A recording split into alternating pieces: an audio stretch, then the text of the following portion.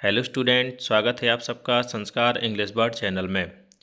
हम लोग MP GK start करने वाले हैं और इस वीडियो में एमपी जीके का जो सामान्य परिचय होता है, जो लगभग हर एक बच्चे को आना चाहिए, उसके बारे में जानकारी प्राप्त करेंगे और हम लोग पढ़ेंगे।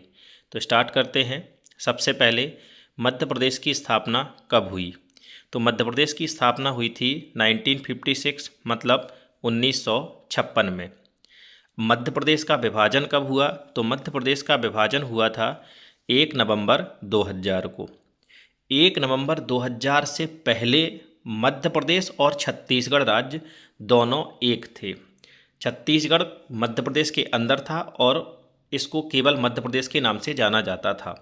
लेकिन 1 नवंबर को छत्तीसगढ़ राज्य क्या हो गया? मध्य प्रदेश से अलग हो गया। और ये जो छत्तीसगढ़ बना था वो कैसे बना था? तो मध्य प्रदेश के 16 ज़िले क्या हो गए थे? अलग हो गए थे और 16 ज़िलों को मिलाकर के एक नया राज्य छत्तीसगढ़ बना था। बात आई समझ में? तो कभी कभी पेपर में पूछा जाता है कि मध्य प्रदेश का वर्तमान स्वरूप कब प्राप्त हुआ? तो वर्तमान स्वरूप ये प्राप्त हुआ 1 नवंबर 2000 को। क्लियर हो गया? चलिए, क्षेत्रफल की दृष्टि से राजस्थान के बाद दूसरा बड़ा राज्य है। यानी जो मध्य प्रदेश है वो क्षेत्रफल की दृष्टि से राजस्थान के बाद दूसरा बड़ा राज्य है। अर्थात पहला राज्य राजस्थान है और दूसरा राज्य क्या है? मध्य प्रदेश। ठीक है, चलिए अगला पॉइंट अपन पढ़ते हैं। इसका नामकरण किसने किया था? तो देखिए, मध्य प्रदेश का जो नामकरण है वह पंडित जवाहरलाल नेहरू जी ने किया था। किसने किया था? पंडित जवाहरलाल नेहरू। और पंडित जवाहरलाल नेहरू जो हैं वो हमारे देश के पहले प्रधानमंत्री रहे, ये आप लोगों को मालूम होगा। पंडित जवाहरलाल नेहरू ने मध्य प्रदेश को एक और नाम दिया और वह नाम है हृदय प्रदेश। क्या है? हृदय प्रदेश। पेपर में पूछा जाता है हृदय प्रदेश किसे कहा जाता है? तो इसका आंसर है मध्य प्रदेश। लेकिन अगर ये पूछे आपसे कि मध्य प्रदेश को हृदय प्रदेश किसने कहा, तब आप आंसर बताना पंडित जवाहरलाल नेहरू। क्लियर हो गया? चलिए, तो मध्य प्रदेश की स्थापना हमको पता चल गई, विभाजन मालूम चल गया, क्षेत्रफल की दृष्टि से स्थान मालूम चल गया और नामकरण मालूम चल गया। अब पढ़ते हैं अपन इसका प्राचीन नाम यानी कि पुराना नाम। तो देखिए, मध्य प्रदेश को पहले मध्य भारत कहा जाता था। क्या कहा जाता था? मध्य भारत। और इंग्लिश में इसका शॉर्ट नेम है, जैसे उत्तर प्रदेश का नाम है ना यूपी, वैसे ही वर्तमान में अभी मध्य प्रदेश का नाम क्या है? MP, short name MP. लेकिन इसके पहले इसका नाम क्या था? सीपी। क्या था? सीपी, अर्थात central province and Berar. Clear? चलिए, इसके अन्य नाम मध्य प्रदेश के कई नाम भी है। तो देखो, अन्य नाम जो होते हैं तो इसमें जो चीज़ सबसे ज़्यादा है उसी के आधार पर रख दिया जाता है। जैसे कि हृदय प्रदेश पहला, तो इसका मतलब ये नहीं कि इसका हृदय बहुत बड़ा है, ऐसा कुछ नहीं है। बस ये तो भारत के नक्शे में बिल्कुल बीचों बीच में है। जैसे हमारी बॉडी में हृदय होता है जिस स्थान पर बिल्कुल बीचों बीच कहा जाए, तो वैसे ही हमारे पूरे भारत के मैप में क्या है? जो मध्य प्रदेश है वो ऐसे उसी प्रकार से स्थित है। इसी कारण से इसको हृदय प्रदेश कहा जाता है। किसने कहा? अभी थोड़ी देर पहले आपको बताया है। दूसरा, सोया प्रदेश। सोया प्रदेश क्यों कहा जाता है? क्योंकि मध्य प्रदेश में सोयाबीन की खेती सबसे ज़्यादा होती है, इस कारण से इसको सोया प्रदेश कहा जाता है। बाघ प्रदेश, बाघों की संख्या सबसे ज़्यादा है। फिर है भेड़िया प्रदेश, अर्थात भेड़ियों की संख्या भी अपने मध्य प्रदेश में क्या है? सबसे ज़्यादा है। तेंदुआ प्रदेश, तेंदुआ भी बहुत ज़्यादा है। जनजाति प्रदेश, देखिए जनजाति वो होती है जो जंगलों में निवास करने वाले होते हैं, अर्थात कहा जाए आदिवासी। ठीक है, गौड़, भील, सारिया, ये जो हैं, ये जनजाति जो हैं, ये सबसे ज़्यादा भारत देश में अगर कहा जाए तो लगभग पूरे भारत देश की 21% जो जनजाति है वो हमारे मध्य प्रदेश में पाई जाती है। ठीक है, तो ये जनजाति प्रदेश हो गया। तो जनजाति को ही अपन आदिवासी भी बोलते हैं, तो इसको आदिवासी प्रदेश भी कहा जाता है। गिद्ध, हमारे भारत देश में गिद्ध जो है मध्य प्रदेश में सबसे ज़्यादा है। ठीक है, वर्तमान में ये विलुप्त शायद हो गए हैं। ठीक है, कुछ एक आध दो जगह देखने को मिलते हैं, लेकिन लगभग कहा जाए तो ये गिद्ध क्या हो गए हैं? विलुप्त हो गए। क्यों विलुप्त हो गए इसके बारे में आपसे बाद में चर्चा करेंगे। ठीक है, लोमड़ी प्रदेश, मध्य प्रदेश में लोमड़ियों की संख्या भी ज़्यादा है। हीरा प्रदेश, मध्य प्रदेश में मध्य प्रदेश में सबसे ज़्यादा हीरा पाया जाता है। आप लोगों को मालूम होगा कि पन्ना जो है मध्य प्रदेश का हीरा उत्पादन में मध्य प्रदेश में प्रथम स्थान रखता है। ठीक है। तेंदुपत्ता प्रदेश, तेंदुपत्ता तो जानते हो, बीड़ी बनाई जाती है जिससे, तो तेंदुपत्ता प्रदेश मध्य प्रदेश को कहा जाता है। अच्छा, तेंदुपत्ता क्या होता है? एक जंगल में पाया जाने वाला तेंदु नाम का वृक्ष है, उसके पत्ते से बीड़ी बनाई जाती है। तो तेंदुपत्ता कहाँ होता है भैया? वन में। तो मध्य प्रदेश को वन प्रदेश भी कहा जाता है, क्योंकि मध्य प्रदेश भारत देश में सबसे ज़्यादा वन अगर किसी प्रदेश में है तो वो मध्य प्रदेश में। नदियों का मायका, नदियों का मायका क्योंकि मध्य प्रदेश में सबसे ज़्यादा नदियाँ बहती हैं। अगला है रेवोत्तर। अब देखो, ये आप लोगों को नाम थोड़ा सा अजीब लग रहा होगा, रेवोत्तर। मध्य प्रदेश की जो सबसे प्रसिद्ध नदी है वो है नर्मदा, और नर्मदा नदी के उत्तरी भाग में लगभग जो मध्य प्रदेश है वो पाया जाता है, या कहा जाए, देखो नर्मदा नदी मध्य प्रदेश के बीचों बीच से निकली है, लेकिन मध्य प्रदेश का अधिकांश भाग कहाँ है? नर्मदा नदी के उत्तर में। और नर्मदा नदी का दूसरा नाम है रेवा।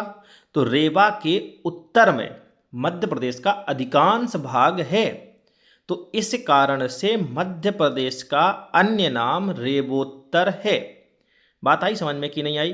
तो यहाँ से बहुत सारे क्वेश्चन देखो निकल के कैसे आ रहे हैं। रेवा किसका पर्यायवाची है या किसका दूसरा नाम है? तो रेवा नर्मदा का दूसरा नाम है। और रेवोत्तर किस प्रदेश को कहा जाता है? तो रेवोत्तर मध्य प्रदेश को कहा जाता है। तो ये थे मध्य प्रदेश के अन्य नाम। अब चलते हैं राजकीय प्रतीक चिन्ह के ऊपर। ठीक है, तो राजकीय प्रतीक चिन्ह कौन कौन से हैं? तो यहाँ देखें, पहला है राजकीय पशु। तो मध्य प्रदेश का राजकीय पशु बारहसिंगा। दूसरा है राजकीय पक्षी, तो राजकीय पक्षी है दूधराज। तीसरा है राजकीय वृक्ष, तो राजकीय वृक्ष है बरगद। ठीक है, ये तीनों चीज़ें आ गई समझ में। हैं और भी चीज़ें हैं, लेकिन यहाँ पर देखें एक मैंने अलग से नई चीज़ यहाँ पर नोटिस की है, और वो क्या है? 1981 में घोषित किए गए थे ये तीनों के तीनों, राजकीय पशु, राजकीय पक्षी और राजकीय वृक्ष, ये तीनों कब घोषित किए गए थे? 1981 में। और बाकी सबकी डेट अलग अलग है, लेकिन ये तीनों एक ही वर्ष में क्या किए गए थे? घोषित किए गए थे। अच्छा, तो इसको घोषित करने के लिए ये हमने क्यों लिखा? क्योंकि यहाँ पर एक चीज़ स्पेशल है, और वो नीचे पढ़िए। यह मध्य प्रदेश स्थापना के 25वें वर्ष में घोषित किए गए थे। तो देखिए, आपको याद भी हो जाएगा, 1956 में मध्य प्रदेश की स्थापना हुई, और 56 में 25 जोड़ो तो हो गया 1981। हो गया कि नहीं हो गया? तो 25वें वर्ष में ये क्या किए गए थे? तीनों घोषित किए गए थे। क्लियर? हाँ। अब आपसे प्रश्न कैसे पूछा जाता है? निम्नलिखित में से 1981 में घोषित नहीं किया गया था राजकीय पशु, राजकीय पक्षी, राजकीय वृक्ष और राजकीय मछली। तो आंसर क्या लगाओगे? राजकीय मछली। आपको तो केवल ये तीन याद रख लेना है, क्वेश्चन कई तरीके से घुमा सकता है। ठीक है। या अगला देखें, बारहसिंगा, दूधराज, बरगद और आम। तब आप आंसर क्या लगाएंगे? आम। समझ में आ गया कि नहीं आ गया? हाँ, यहाँ पर देखो, ये इतना स्पेशल क्यों बनाया है? 25 वर्ष ही क्यों?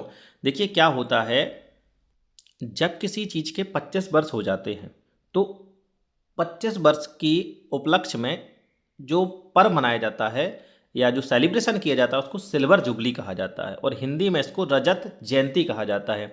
तो मध्य प्रदेश की स्थापना के रजत जयंती दिवस पर, ठीक है, या रजत जयंती के उपलक्ष्य में इन तीनों की घोषणा की गई थी कि राजकीय पशु बारहसिंगा, राजकीय पक्षी दूधराज और राजकीय वृक्ष बरगद। अब आई बात समझ में या नहीं आई है? ठीक है।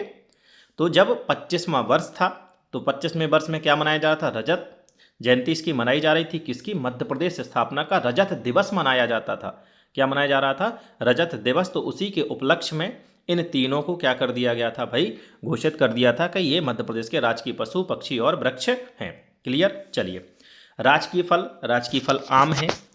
दूसरा, राजकीय फूल सफ़ेद लिली। राजकीय फसल सोयाबीन। राजकीय मछली महासीर। और राजकीय नदी नर्मदा। ये 8 पॉइंट हो गए, और भी मैं आपको बता रहा हूँ। इन सब के बारे में अगली वीडियो में डिटेल से बताऊंगा। मतलब जैसे राजकीय फल आम है तो आम के बारे में भी पूरा डिटेल से बताऊंगा। राजकीय फूल सफ़ेद लिली तो सफ़ेद लिली के बारे में बताऊंगा, सोयाबीन के बारे में बताऊंगा, महासीर के बारे में बताऊंगा। ये जितने भी अपन राजकीय पक्षी, मतलब ये राजकीय संबंधित जितने भी चीज़ें, उन सब के बारे में अपन डिटेल से पढ़ेंगे। आम के बारे में थोड़ा सा सुन लीजिए। जो सबसे महंगा आम है, सुन लीजिए, मध्य प्रदेश का सबसे महंगा आम कहाँ मिलता है? तो मध्य प्रदेश का सबसे महंगा आम जो है वो जबलपुर में मिलता है। और ये कौन सा आम है या कहाँ से आया गया है? तो ये एक जापान की किस्म है। कौन सी किस्म है, मतलब कहाँ से आया है? ये जापान की एक किस्म है आम, जो कि जबलपुर में मिलता है और ये मध्य प्रदेश का सबसे महंगा आम है। अब जब मैं अगली वीडियो पढ़ाऊंगा तो आम के बारे में पूरा डिटेल से बताऊंगा, ठीक है? इन सब के बारे में बताऊंगा, परेशान मत हो। चलिए, राजकीय गीत। राजकीय गीत आपको मालूम है, सुख का दाता, ठीक है, सुख का साथ, सबका साथी, शुभ का यह संदेश है, माँ की गोद पिता का आश्रय, मेरा मध्य प्रदेश है। इसको कभी कभी आपको सुख का दाता ना लिख करके आए कि तो क्या लिख के आ सकता है? मेरा मध्य प्रदेश। आई बात समझ में? किसने लिखा था, किसने संगीत दिया था, कौन गीतकार था, ये सब मैं अगले बारे में बताऊंगा एक एक करके आपको, इन सब चीज़ के बारे में, ठीक है? राजकीय नाट्य क्या है? राजकीय नाट्य माच है। राजकीय नृत्य क्या है? तो राजकीय नृत्य राई है, ठीक है? और राजकीय खेल क्या है? तो राजकीय खेल मलखंभ है। क्या है? मलखंभ। मलखंभ में क्या होता है? मलखंभ में एक खंभा होता है और उसके ऊपर अपन क्या होते हैं, शारीरिक गतिविधियां दिखाते हैं। एक बच्चे जो होते हैं या जो खिलाड़ी होते हैं वो करतब दिखाते हैं, ठीक है? और ये कई टाइप के होते हैं मलखम्भ। कोई लटक, जैसे एक आपने देखा होगा लटकता हुआ मलखम्भ, जो ऊपर आप किसी रस्सी के सहारे से लटका दिया जाता है, उसके ऊपर खिलाड़ी चढ़ करके अपना करतब दिखाते हैं। और एक सीधा जो पोल, मतलब क्या कर दिया जाता है, खंभा टाइप का बीच में लगा दिया जाता है, स्थिर रहता है वो, और उसके ऊपर चढ़ करके खिलाड़ी अपना करतब दिखाते हैं। तो ये मध्य प्रदेश का क्या हो गया? राजकीय खेल मलखम्भ हो गया। राजकीय नृत्य तो आपको मालूम ही होगा, राई, ठीक है? चलिए, अब देखते हैं अपन मध्य प्रदेश के संभाग कितने हैं। तो आपको बता दूं, मध्य प्रदेश के 10 संभाग हैं। कितने संभाग हैं? 10। और 10 के 10 अपन को नाम भी याद कर लेना है, कौन कौन से हैं। तो 10 संभाग आपको दिख रहे हैं: उज्जैन, इंदौर, चंबल, ग्वालियर, भोपाल, नर्मदापुरम, सागर, जबलपुर, रीवा, शहडोल। ये हैं मध्य प्रदेश के 10 संभाग। इनको याद कैसे रखोगे? देखो, पहले याद करने के लिए इसको 3 भागों में बांट लो: उज्जैन, इंदौर, और दूसरा चंबल, ग्वालियर, भोपाल, नर्मदापुरम, और लास्ट वाले में सागर। 3 भागों में बांट लीजिए। उज्जैन, इंदौर एक साथ याद करो, फिर बीचों बीच के चंबल, ग्वालियर, भोपाल, नर्मदापुरम, ठीक है, और फिर लास्ट में ये 4 सागर, जबलपुर, रीवा, शहडोल। क्लियर हो गया? उज्जैन, इंदौर, दूसरा चंबल, ग्वालियर, भोपाल, नर्मदापुरम, और सागर, जबलपुर, रीवा, शहडोल, ठीक है? तो इनको डिवाइड करके थोड़ा सा आप याद कर सकते हो, याद तो करने ही पड़ेंगे। देखो, ये चंबल, ग्वालियर, भोपाल, नर्मदापुरम को बीचों बीच से आ रहे हैं, तो ये मध्य भाग कर लो इसको। इसके इस साइड में उज्जैन, इंदौर याद कर लो, और ये साइड के 4 याद कर लो। अब आगे चल कर के बात करते हैं कौन से संभाग में कौन कौन सा जिला है, किस संभाग में कौन कौन से जिले हैं, ये आपको देखिए इस मैप में अच्छे से दिख रहे होंगे। जैसे कि अपना चंबल, तो चंबल संभाग में आपको 3 जिले दिख रहे हैं। कौन कौन? श्योपुर, मुरैना और भिंड, यानी भिंड, मुरैना, श्योपुर। क्लियर? फिर आता है दूसरा ग्वालियर, तो ग्वालियर में हमको दिख रहा है ग्वालियर, दतिया, शिवपुरी, गुना, अशोकनगर, यानी कि 5 जिले। फिर वही उसी के जस्ट नीचे है भोपाल, तो भोपाल में दिख रहा राजगढ़, विदिशा, भोपाल, सीहोर, रायसेन, यानी कि 5, ठीक है। उज्जैन, उज्जैन में दिख रहा हमको क्या? नीमच, मंदसौर, रतलाम, उज्जैन, अगरमालवा, शाजापुर, देवास। 1 2 3 4 5 6 7 जिले दिख रहे। ऐसे ही इंदौर में झाबुआ, अलीराजपुर, धार, बड़वानी, इंदौर, खरगोन, खंडवा, बुरहानपुर, ठीक है। तो इसमें 8 अपन को जिले दिख रहे। नर्मदापुरम में हरदा, बैतूल, होशंगाबाद, यानी केवल 3। फिर यहाँ पर जबलपुर, तो जबलपुर में आपको पांडुर्ना, छिंदवाड़ा, नरसिंहपुर, सिवनी, बालाघाट, मंडला, जबलपुर, कटनी, डिंडोरी। और शहडोल में आपको शहडोल, उमरिया, अनूपपुर। रीवा में सतना, मैहर, रीवा, मऊगंज, और क्या था इसका वो सीधी, सिंगरौली। और फिर ये आपका लास्ट में आता है सागर संभाग, तो निमाड़ी, टीकमगढ़, छतरपुर, पन्ना, दमोह, सागर, और लास्ट में ये हो गए ना पूरे 1 2 3 4 5 6। हाँ, तो ये 10 संभाग, 10 संभाग के किस संभाग में कौन कौन सा जिला है, इसको आप अलग से नोट कर लें, आपको याद रखना पड़ेगा, ठीक है। क्योंकि कभी कभार ये पेपर में घुमा फिरा करके पूछ देता है कि निम्नलिखित में से सागर संभाग का जिला नहीं है। अब 3 सागर संभाग के दे देगा, एक दूसरी जगह के दे देगा। रीवा संभाग के जिले नहीं है तो एक 3 रीवा के दे देगा, और इसके एक अलग से दे देगा। समझ में आई बात? तो 10 संभाग और 10 के आपको जिले मालूम चल गए सबके। हाँ चलिए, अब आपको मैं बता दूं कि वर्तमान में अगर बात करें तो वर्तमान में मध्य प्रदेश में 55 जिले हैं। कितने जिले हैं? 55 जिले। 2023 से पहले मध्य प्रदेश में 52 जिले थे और 3 जिले नए बन गए। अब वो कौन से जिले नए बने तो आपको बताऊं। देखिए 3 जिले जो नए बने, आपको सतना दिख रहा है, सतना से टूट करके बना है मैहर, ठीक है। रीवा से टूट करके बना है मऊगंज और आपका छिंदवाड़ा से टूट करके बना है पांडुर्णा। तो ये 3 नए जिले बने। इस प्रकार से जिलों की संख्या कितनी हो गई? 55। तो पढ़ते रहना है, मुस्कुराते रहना है। जय हिंद, जय भारत।